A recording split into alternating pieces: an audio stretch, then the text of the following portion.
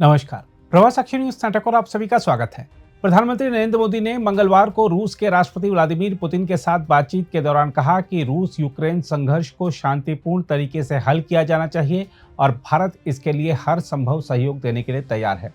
मोदी ने 16वें ब्रिक्स शिखर सम्मेलन में भाग लेने के लिए रूस के कजान शहर में पहुंचने के कुछ घंटों बाद ही पुतिन के साथ द्विपक्षीय वार्ता की।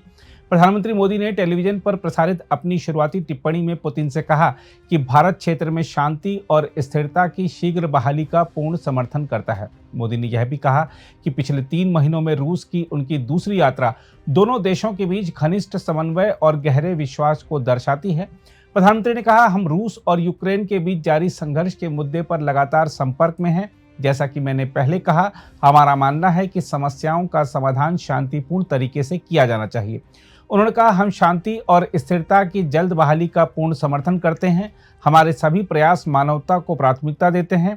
भारत आने वाले समय में हर संभव सहयोग देने के लिए तैयार है। प्रधानमंत्री ने कहा, हमारे पास इन सभी मुद्दों पर चर्चा करने का अवसर है। एक्सेलेंसी, मैं आपकी मित्रता, गर्मजोशी भरे स्वागत और आतिथ्य सत्कार के लिए हार्दिक आभार व्यक्त करता हूं। मेरे लिए खुशी की बात है कि ब्रिक्स समिट के लिए कजान जैसे खूबसूरत शहर में आने का अवसर मिला है। इस शहर के साथ भारत के गहरे और ऐतिहासिक संबंध रहे हैं। कजान में भारत के नए कॉन्सुलेट के खुलने से ये संबंध और मजबूत होंगे। एक्सेलेंसी, पिछले 3 महीनों में मेरा 2 बार रूस आना हमारे करीबी समन्वय और गहरी मित्रता को दर्शाता है। जुलाई में मॉस्को में हुई हमारी एनुअल समिट से हर क्षेत्र में हमारे सहयोग को बल मिला है।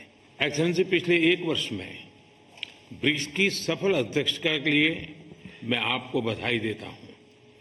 15 वर्षों में ब्रिक्स ने अपनी एक विशेष पहचान बनाई है और अब विश्व के अनेक देश इससे जुड़ना चाहते हैं।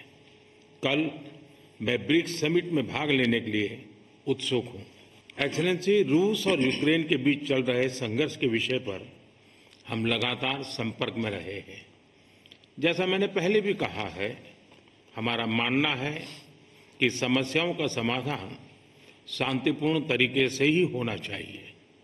शांति और स्थिरता की जल्द से जल्द बहाली का हम पूरी तरह समर्थन करते हैं। हमारे सभी प्रयास मानवता को प्रमुखता देते हैं।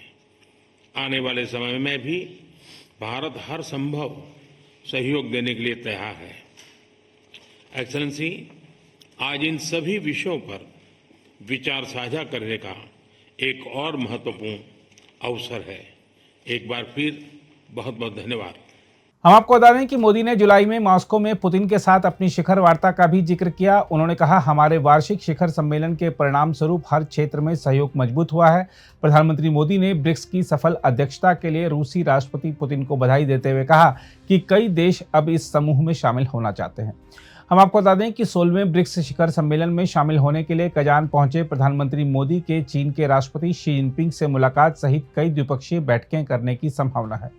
प्रधानमंत्री का तातारस्तान गणराज्य के प्रमुख रुस्तम मिनीखानोव ने गर्मजोशी से स्वागत किया। हम आपको बता दें कि रूस द्वारा आयोजित इस शिखर सम्मेलन को यूक्रेन में संघर्ष और पश्चिम एशिया में बिगड़ते हालात के बीच गैर पश्चिमी देशों द्वारा अपनी ताकत दिखाने के प्रयास के रूप में देखा जा रहा है।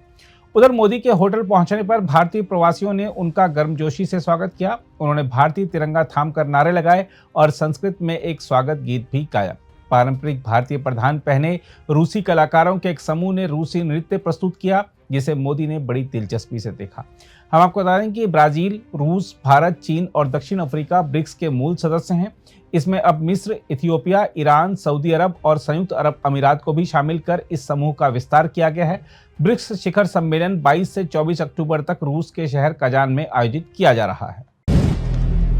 अगर आप भी लेना चाहते हैं देश दुनिया की तमाम जानकारी, तो आज ही सब्सक्राइब करें हमारे चैनल को।